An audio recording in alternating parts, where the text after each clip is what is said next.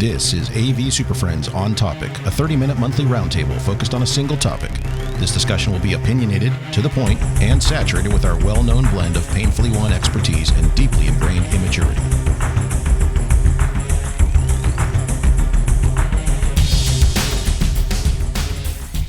For January 2022, it's the AV SuperFriends On Topic. Welcome back, everybody. Time for another Friday afternoon podcast adventure with the AV SuperFriends. It's Friday. It's time to do some podcasts. It's 2022. It's January. Happy New Year, everybody. Happy New Year. We'll insert some sounds of drunk people yelling. Yay. That's what New Year is, I guess. I don't know. It's exactly some of those poppers, those loud poppers. Yep. Don't look up poppers on Urban Dictionary. My name's Chris Dector. I'm joined today by Justin Mark. Wait a minute. Google. This is a bad start to the year. This year is going to be. We're gonna. This is how we do the show. Am I on the You said VPN? poppers. Google. Yeah. Jamie, you're not on campus. You can probably get away with it. Just make sure you're disconnected from the VPN. So this is going to be our predictions show. We figured for January 2022, 2022, we're going to talk what's going to be big in AV and IT this year. I think we're all bringing our predictions. Some of us are doing ones that are probably pretty normal, pretty common that you'd guess. Some have some outliers. But we're going to start with, this is where I normally say, let's do the news. It's not really news as much as we're going to start with an article from Educause, who did their own predictions. Their article is entitled "The Top 10 IT Issues for 2022," but we're going to talk about those from an AV and higher ed perspective. These are it. Yeah, this is the it list. If you read the way they have it titled, it's the top 10 it issues. Do we want to do this in reverse order, or do we want to do like 1 through 10? I will say it's a very comprehensive article, and it leads to a lot of other Educause articles. So there's a lot of information. The link will be in the description for anyone who wants to read it. But what do you guys think? Want to start at 10 here? Sure. Go for it. Let's go David Letterman style. Letterman style. I think these are just numbered. I don't think they're actually ranked. No, they're not in a particular order. I think they just identified these are 10 issues in no particular order. Okay, that's more correct. We'll give you that. Let's start in the middle and go both ways. Okay, so we're gonna start with number 6. Perfect. Not to confuse number 6, from digital scarcity to digital abundance. So achieving full, equitable digital access for students by investing in connectivity, tools, and skills. That's going to be an issue. You have to make sure that everybody has equal access, or equitable access, I suppose. Yeah, and it's not the first we've heard this. This has been. I was going to say that seems pretty milquetoast to me. I mean, yeah, agreed. Right, okay. Yes, they need to work on their clickbait articles here. Well, they're just warming up. They're just getting going. That's just warming up at number 6. We'll skip around I'm going to lose track here pretty quick. But at number 2, evolve or become extinct, accelerating digital transformation to improve operational efficiency, agility, and institutional workforce development. When I read words like that, I got to go, Mark, this sounds like what you're dealing with. That's exactly what I'm dealing with. Adapt or die, right? So it's get on board with change and be more comfortable with it, because it's going to change more and faster. So get your digital skill sets honed accordingly. But I can't keep doing things the same way I've been doing them? Why not? You can. You just won't be doing it here. I had a conversation. You'll be someplace else. I had a conversation with my son's high school counselor. I was in there because, well, if you have to go talk to the counselor and he's a senior, usually that's not a good thing. Yeah. But anyway, so I was in there, and she said that, they were really concerned about how the last year or so was going to affect these people or these students going into college. I'm like, look, they're the best setup they've ever been. They already know what online school's like. They already know. And she's like, oh, maybe we should start changing to that for seniors. I'm like, why not? Maybe prepare them for the future. I don't know. Adapt, evolve, or go extinct. Okay. Yeah. It's true, right? Well, I'll give him credit for this one too. We'll give him the score for that. Put it on the board. Justin, you're keeping track of this, right? Yeah, for 4 out of 5 on that score. 6 of 2 what? No, 7 is on scoring system. So who's on third? 6 of 2. I'm gonna give him a unicorn for number 2 and a star for number 6. 4. 9. Are we doing a star system, or are we doing 4 out of 5? Come on. I'm counting my fingers. Hold on. All right, so let's go to number 5. So number 5 says the digital versus brick and mortar balancing game. I'm not sure this is really an issue, but what they're saying is creating a blended campus to provide digital and physical work and learning spaces. So Jamie, you just talked about this, but they're saying you're going to have to look at all from IT top to bottom, but you're going to have to provide similar capability, whether I'm on campus or off campus. And again, seems pretty reasonable. Yep. I think this is the one which is really going to hit us this year as all the universities look at their funding models and everything's changing. Like if we keep doing students don't have to be in the rooms, do students have to be on campus? Are we charging them as if they are on campus, even if they're not? This is going to be the one I think that really changes higher ed. I think it's going to be a break or make it thing. And I'm going to talk about this later, but and I've talked about this before on our show, there's a even bigger push than I realized as of today to be in person only. No hybrid, nothing at WKU. It's in person only. And so if, and I know there's other colleges out there doing this, they're trying to separate themselves from everybody else. And is that a good thing or a bad thing to be determined? Are we going to have to change again? Or are we going to keep going down that fork in the road and hoping for the best? I don't know. So I think when you think about that whole piece, and every institution was a little bit different, and there were some telltale signs, is that if you had administrators that were like, we need to get back, and we focused a lot of energy on, we need to get back to the way it was, you missed it, right? So if you're listening and you happen to be one of those administrators, you're playing catch up now, because getting back to something that was is not going to set you up for success for what's going to be. Well, so if you didn't adapt during this time, you're in for a world of hurt. And it's weird because you heard that from the administration, but now I'm hearing it at the teacher level and department head level and dean levels. And so it's trickling down, and that's what everybody's thinking now, or I'd say everybody, that's what a lot of people are thinking. Yeah, I took issue with something that Joe Way said at Infocom when he said that student preference will drive success. But upon reflecting, student preference is going to drive success of the universities, and those universities that adapt to those students' preference are going to be the ones that come out of this looking good. That is the existential risk to higher education, is that is your institution ready to adapt fast enough to be able to work with those students when they say, you're not giving me what I want right now, I'll go over here. And they're going to leave, right? And so that is the student preference. I do find it interesting that I think, I'm going to speak for everybody here because I'm talking. Go for it. I think we would all agree that the last 18 months, the last 2 years, you could see the people at universities and colleges who were like, okay, I need to hybridize. I've already got kind of a model for that. I already know kind of what that is. I just got to do a whole bunch of it. I'm not dramatically changing what I'm doing. I'm just doing a lot of it. And a lot of us kind of did exactly that. We were in pretty good shape. But I've heard other people at school say, yeah, but moving forward, I skipped a step there. And then as part of that, what that meant was that just means that hybrid capability is now just part of the standard that is there. You just do that in whatever form that takes for you at your institution and your learning spaces. That capability has to be there. Because Mark, like you said, you don't want to, if the students say, hey, you're not providing me, you don't want to say, well, it's because I don't have microphones to do it. And like, no, fix that. That's easy. That's low hanging fruit. But there's large institutions, big like things that are named like, something state university, that have big Division 1A football teams you've all heard of, saying things like, well, we're doing hybrid now, but I don't know 5 years from now if we're going to still be doing that. I'm like, wow. Because they may not be operable anymore. I was going to say, 5 years. Hopefully that's because you're not employed there, but wow, look how wrong you are. So yeah, it's interesting to see that, because that's super easy to do. That's like that threshold. You don't even have to go back and fight for the budget on that anymore. You're just like, hey, and now our rooms need all of this, and no one questions it because everyone agrees. Yes, let's do that. That's easy. That's an easy thing. That's step 1. Step 2, 3, 4 is the adapting curriculum and learning styles. That's the harder part. And measuring more success, difficult to quantify, and measuring success that you can't quantify what you're going to do. Mm-hmm. Yep, I agree. But there are people who are just like, well, I got to step 1. I did that for a little bit, but we're done. I'm like, it's too difficult. No. We're going to go back to 1998.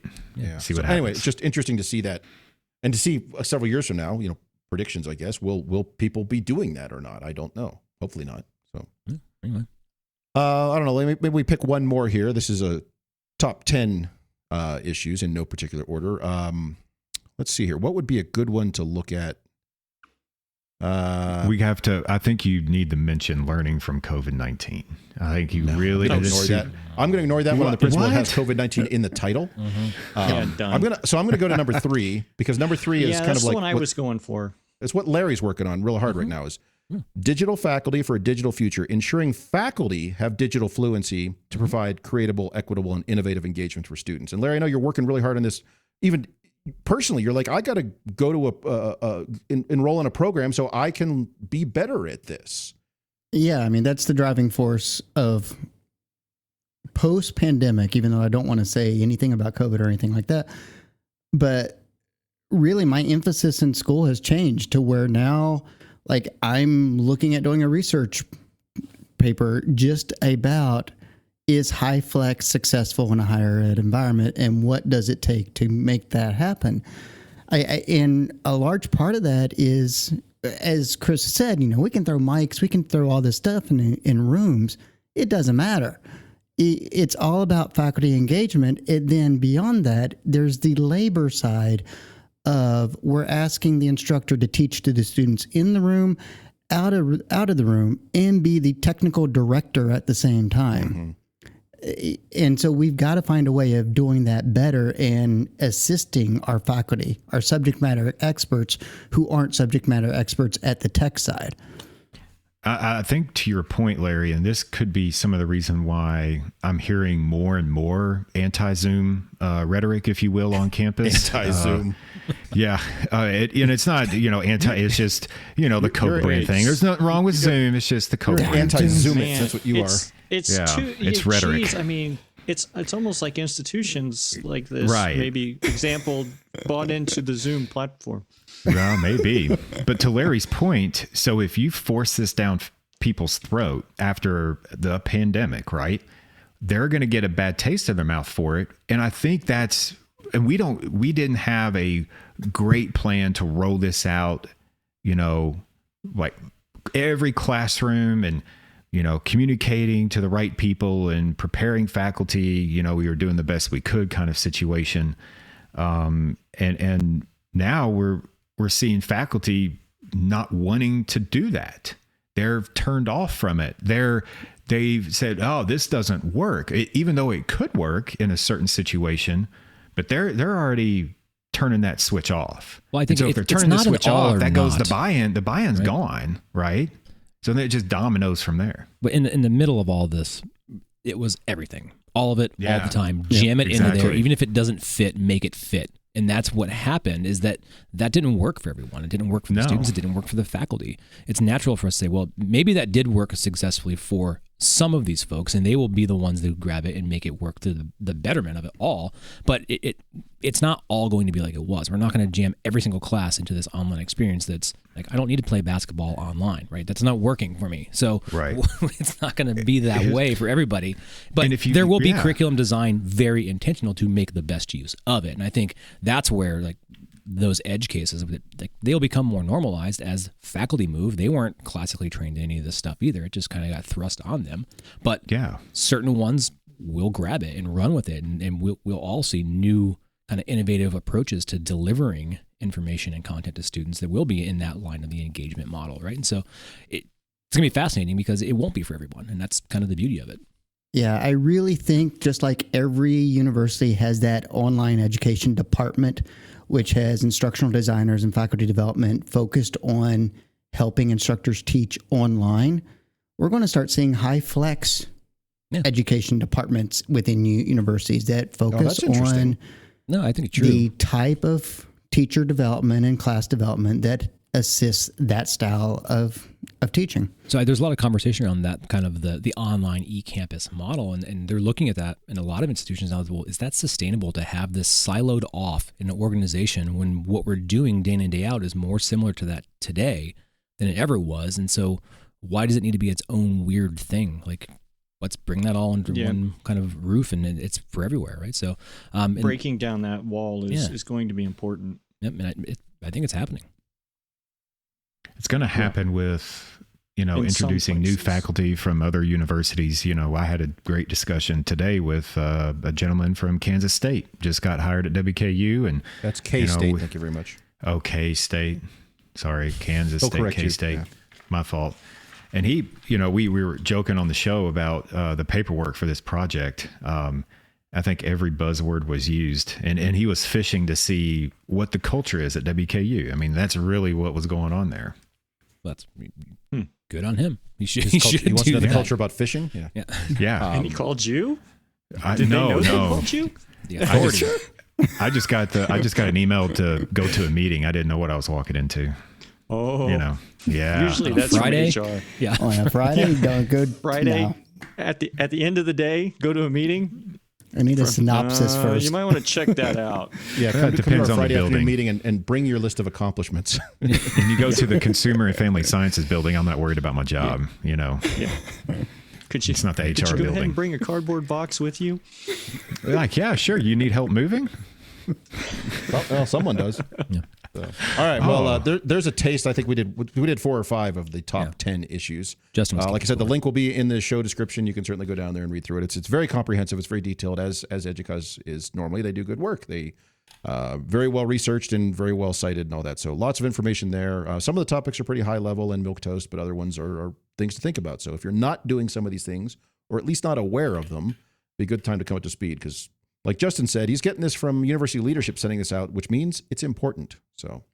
Yeah. But we're going to talk about our own predictions here on the other side of this pre-recorded message.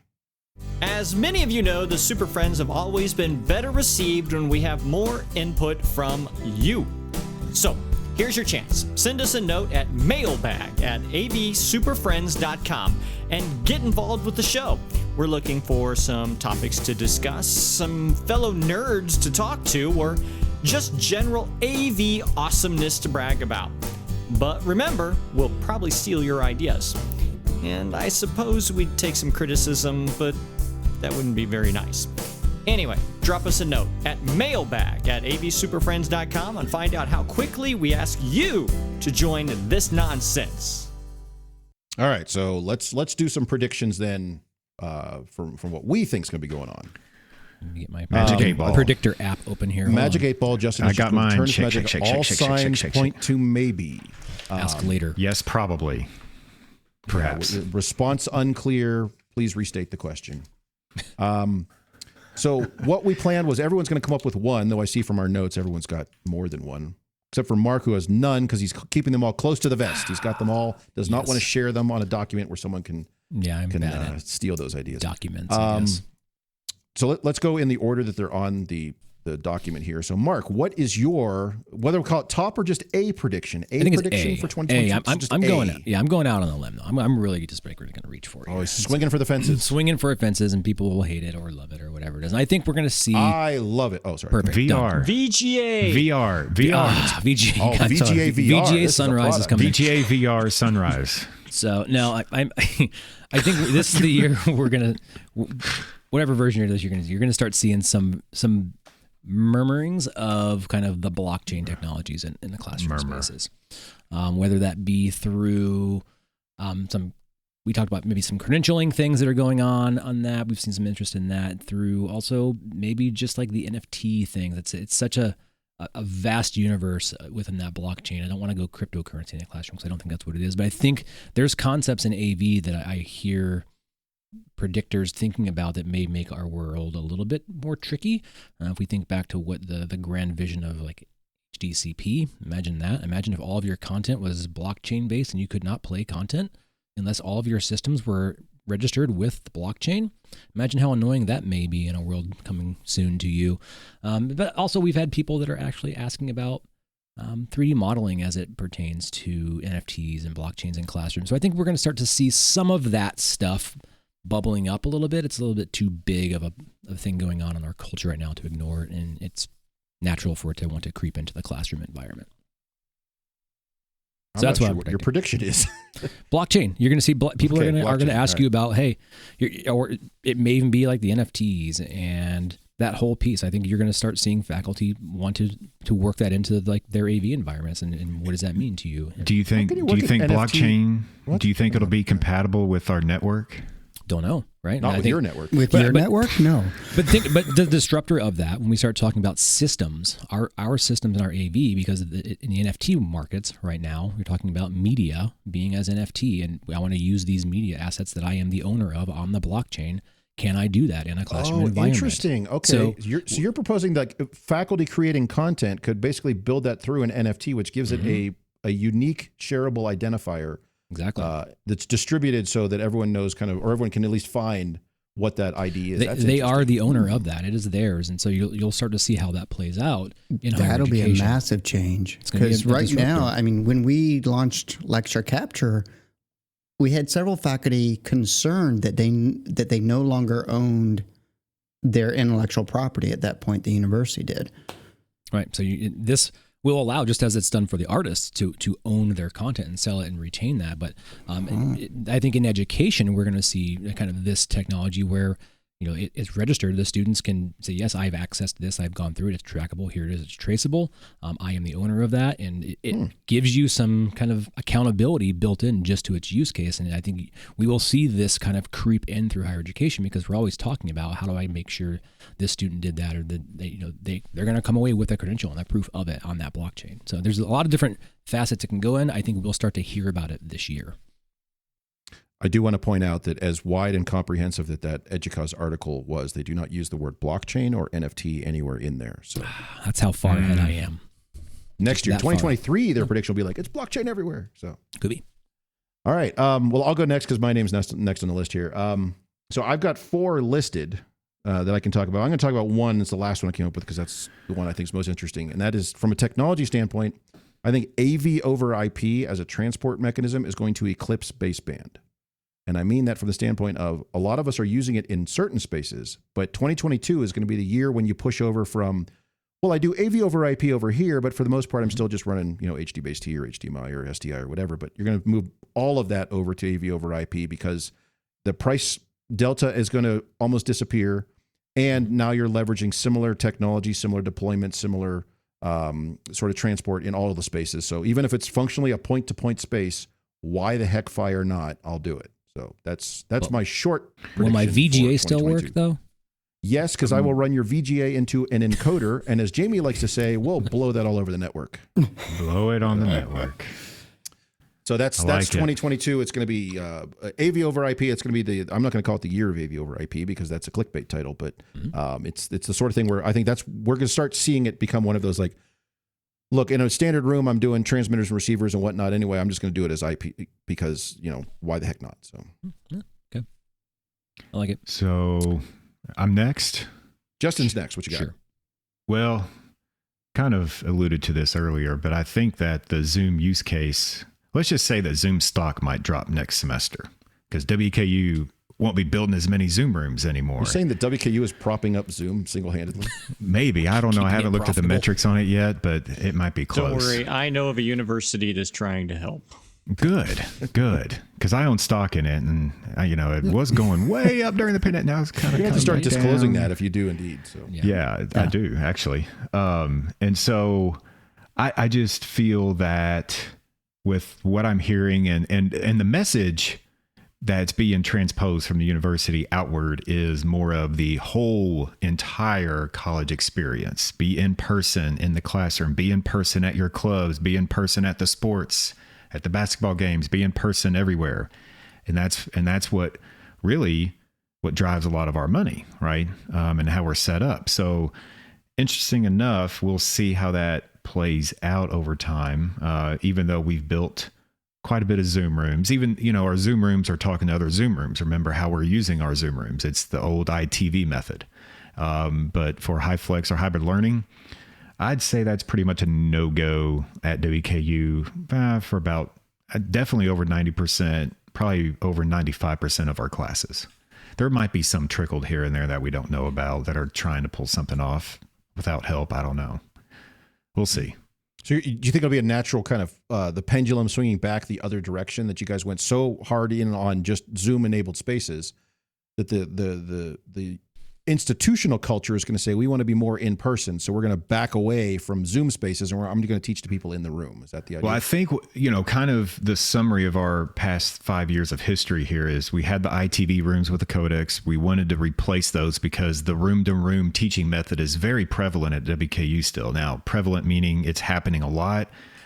I don't know about butts in seat metrics. That's a different discussion. Sometimes you go look at a classroom and there's 2 students in a 50-person classroom, right? So it just depends on what we talk about Zoom rooms. Now, for Zoom capable rooms, if you will, every classroom needs a microphone and every classroom needs a camera. We're not even close to doing anything of that as far as a standard. And I just don't see us having the money nor the buy-in, if you will, to go forward with that even next year. Do you think they'll like remove the toolkit so that professors obviously could not even use it if they wanted to? Do you think it's going to go that far, or would it be there to use however they would like? I think they'll be able to use it however they like. You know, I mean, I've seen these Zoom rooms that are supposed to be room to room, and I see that there's definitely people joining from Ohio and California and other places. So I'm wondering, how dare they? Exactly what is going on there. Yeah, obviously, I know what's going on. You jump on that call and yell at them? Yeah. Carpetbaggers, get out. You don't want to know what's going on out here. I don't want to know what's going on, but it's a interesting topic that I would really, really like to know what is going on there. Is it a student traveling for a funeral that had to be in class, that wanted to be in class? Is it a student that's always in California? Or is it a student that just happened to be on vacation that wanted to join class 3 times that week remotely? It's not a dedicated, I don't know. It's the student's mom checking in. Maybe so. Seriously, dude. Modern students, the mom's got to be there Maybe too. it's a VPN. It could be. Oh yeah, all my traffic. That could be to legit, California. actually, Larry. That's probably yeah. could have what it be. It could be that too. Like, you know, who knows what's really going on. So I'll be interested to see what the Zoom metrics are for next year. Not necessarily our Zoom rooms, but just overall Zoom usage. So you're shorting campus. Zoom stock. Your prediction is short Zoom. Is that what you're telling me? Not yet. I'm going to wait for it because Okay. I think somebody's going to buy it and it's going to go. Well, for every sale there's a way buyer, up. yeah. You can't just dump it in an Amazon. empty room. Amazon. And then I'll own X amount of Amazon stock. And then I'm like, oh, sell. Here I am with all my We'll see. blockchain. A little right, financial so advice for y'all. Justin says short Zoom because WKU not doing it. Yeah, We're propping up powerhouse. Yep. Yeah. All right, Jamie, what you got? What's happening in 2022? Yeah, I think in 2022, and you know, this is the microcosm, and also I think it'll go bigger as well. But A macrocosm. we will start to see. Yeah, I wasn't sure if I was going to sound like an idiot using macrocosms. Not on What's this it show. matter? At this point, if anybody's listening to this, they already know that I'm not that smart. But It's okay. I see this as being the year that we see the middling of that the settling of that pendulum. That we went way one way, we went way back the other way, and that we're finally going to start seeing where this is going to end on a broad scale. And also, again, in my own little universe, I'm already having the discussions of and I'm good at these. This is why they don't let me go to meetings, of the I told you so's. Like, I People told don't you like that. that was that investment was a poor, or this, that I told you that we were Dante gonna wasn't going to work on the network. Yeah. That we Like really that- needed to rethink this, that we really need to break down those barriers between technology and students, or technologies and faculty education, or why do we have an online instructional designer, but they're not allowed, not allowed to talk to the in-person online instructor or in-person instructional designer. You're like, why do we even have that barrier? And I think we're going to start seeing the, I guess going back to Justin's, we're going to start seeing that pendulum settle. It's not going to be all in person or all online. And then all of these people who went out and made rash decisions and bought products based upon, or made business executive decisions based upon early pandemic opportunities. For instance, I have a project right now that they made the decision to do this particular project when it was quarter capacity, because they thought quarter capacity would last for years. Designing around And then COVID, within that's rule number one. Don't And then design when around 6 COVID. months comes down the road, and now they're back to we want every butt in the seat. Aha, there you And go. so this is I just fear that this is the year of I told you so's, or whoops, that didn't work. I'm with you, Jamie. I think my prediction is kind of aligned with yours a little bit.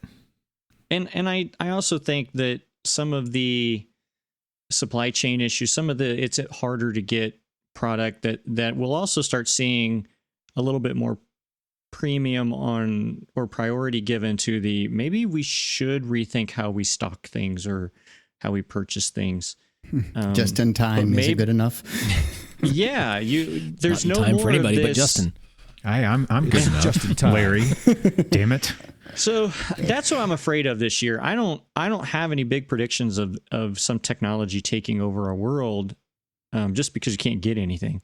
But I do see that all of our headaches are going to be based around that didn't work. Or in my case, it's usually, I told you that wouldn't work. That's a data-driven decision. And then resend the email that I sent originally, which is why they don't invite me to the executive board meetings. But Jamie, I would just suggest, because Mark just commented there, that is data driven. When you go to these meetings, you need to come in with like a ream of the old green bar reports and start tearing through them. Yeah. Well, Yeah, yeah, and but just throwing so you them have at data. people. So you have all the data, and you can say, "Look, we're right here. According to this, it didn't work. Stop." It's doing okay to be wrong. It's okay to say we tried this and it didn't work, and here's why it didn't failing's work. important. Yeah. By the way, don't start sentences at meetings like with "It's okay to be wrong." I like to sit there for a little while and then say things like, "Give me a second. I'm going to pull up that email I sent you from when we started this project a year ago, when I said we have data that says that this is not a good idea," and then just let it sit. And that's when you get super fired. People don't like that. Yeah, that's prediction. Really Jamie may be looking for a new job in 2022.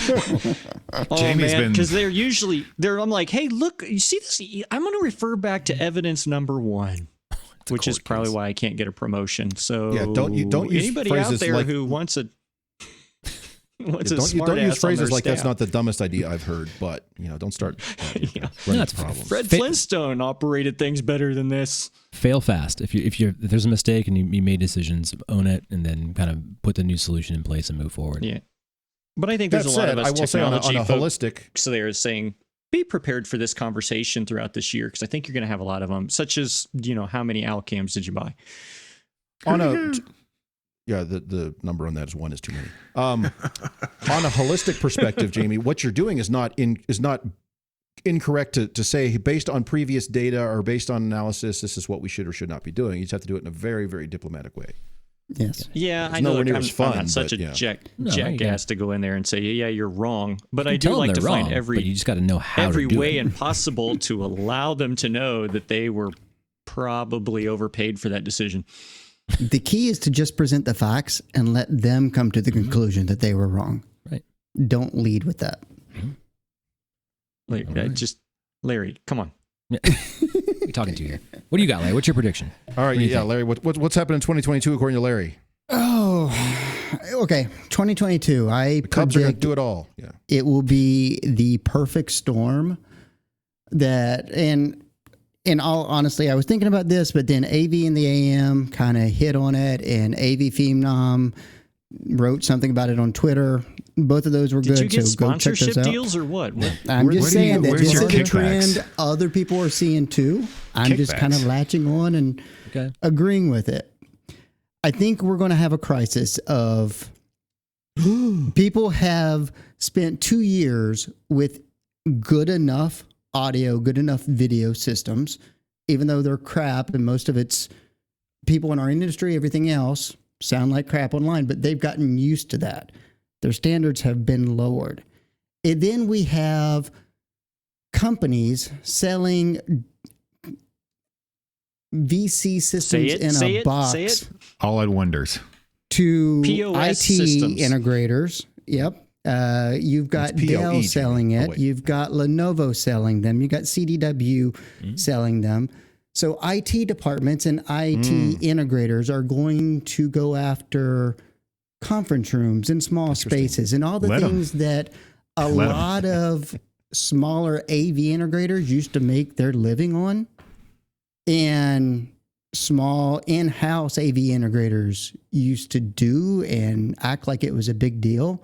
And yeah, they could do a better system, but when quality doesn't matter as much because standards across the board have been lowered, we're going to be that old guy on the porch screaming at people to get off the lawn. I got your fix it. I got your fix it right here, bud.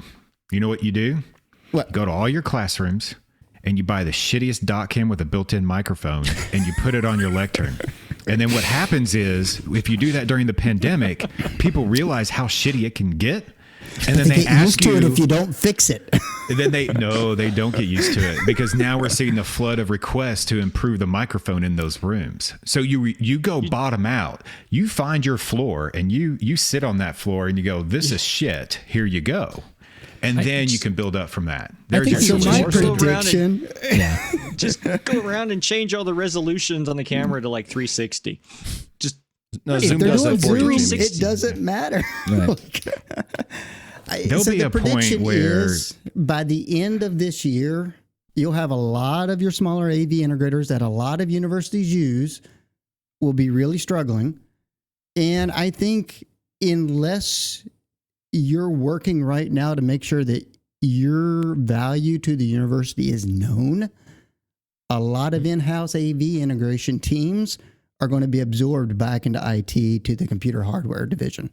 And that's their fault. And you're right, but that's their fault, because if something is good enough that an IT can deploy, either the room's small, it was a quote unquote perfect solution for that situation, but they're going to strike out more times than not.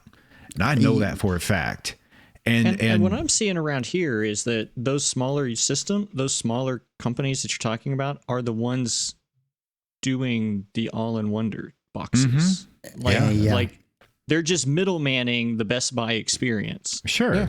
I think that's because that's the IT approach on everything. Make it easy on them. What is the user experience versus easy to support, easy to implement? That's where that's the opportunity to own, though. Like you can own like the premium service and the premium experience. Exactly. It's like if you're going to you got to position yourself now to not be a generalist, to not chase after those. We just talked about it. You got to adapt, right? You have to be able to move and shift that around. I think I just think there'll be a paradigm shift this year, like there was several years ago when the digital revolution, like this has happened several times in our industry, and we all used to know those old analog staging companies that used to be the big players in our markets, labor force, who don't really exist anymore.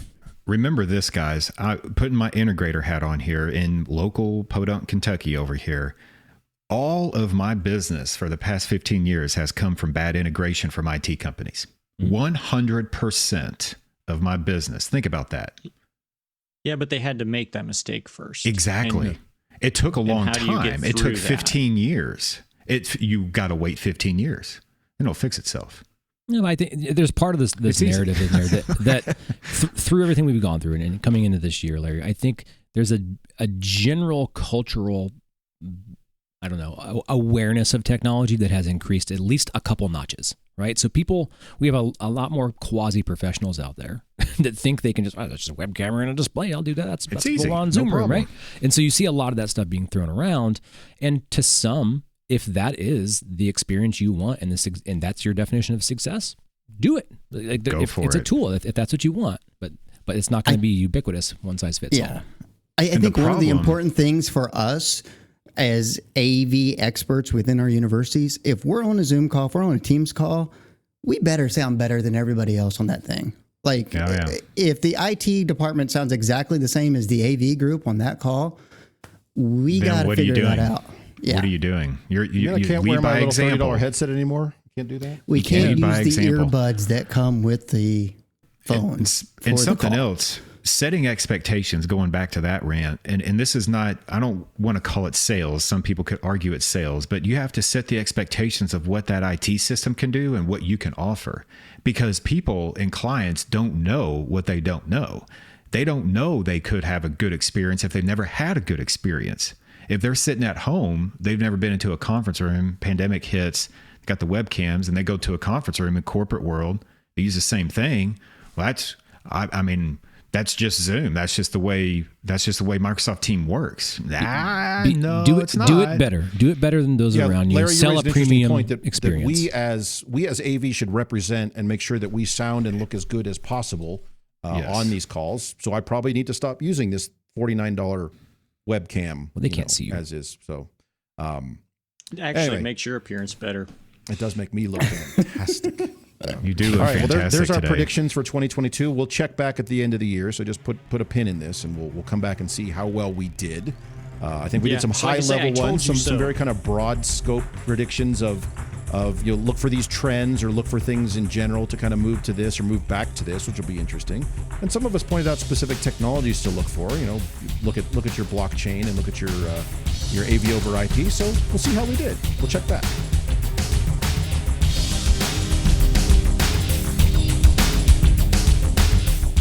Thanks for putting up with yet another episode of AV SuperFriends On Topic. You can contact us with questions, topic ideas, or general complaints at avsuperfriends.com.